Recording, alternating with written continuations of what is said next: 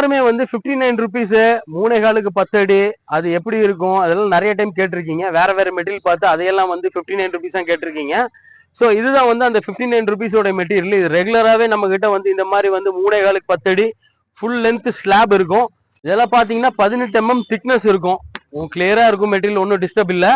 So இந்த மாதிரி material வந்து அதிகமாக வந்து எதுக்காக யூஸ் பண்ணுவாங்கன்னா, நம்ம வந்து ஒரு கமர்ஷியலாக வந்து ஒரு வீடு கட்டினா கமர்ஷியலாக ஒரு கடை கட்டுவோம், அப்புறம் வீட்டு முன்னாடி படிக்கட் போடுவோம். ஸோ அப்புறம் அந்த பில்டர் வந்து ஒரு ஸ்டெப்பு நெத்தி உள்ளுக்குள்ள இந்த விசில்ஸ் எல்லாம் வைக்கிறதுக்கு இந்த மாதிரி எல்லாம் இதுல வந்து யூஸ் பண்ணிடுவாங்க. டைல்ஸை கம்பேர் பண்ணும் போது இது வந்து 18 mm இருக்கு. டைல்ஸோட ரொம்ப ஹெவியான மெட்டீரியல், லைஃப் ரொம்ப நல்லா இருக்கும். ஃபியூச்சர்ல 30 வருஷம் கழிச்சு உங்களுக்கு பாலிஷ் கம்மியா இருந்தா ரீபாலிஷ் பண்ணிக்கலாம். ஸோ இந்த மாதிரி கிரைனைட்ல வந்து அதிகமான ஃபியூச்சர்ஸ் இருக்கு. டைல்ஸை கம்பேர் பண்ணும் போது இது ரொம்ப விலை கம்மி.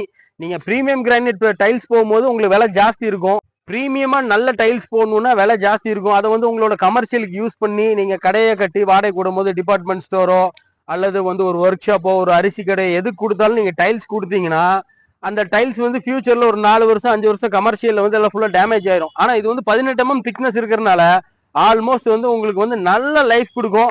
இதெல்லாம் வந்து உங்களுடைய கமர்ஷியல் பர்பஸ்க்காக வந்து இந்த 59 ருபீஸை வந்து ரெகுலரா நீங்க யூஸ் பண்ணிக்கலாம். இந்த மெட்டீரியல் நம்ம கிட்ட ரெகுலராகவே இதே மாதிரி சிமிலர் பேட்டர்ல அப் டவுன்ல வந்து ஃபுல் லென்த் ஸ்லாபே கிடைக்கும் நம்ம கிட்ட. அது போகாம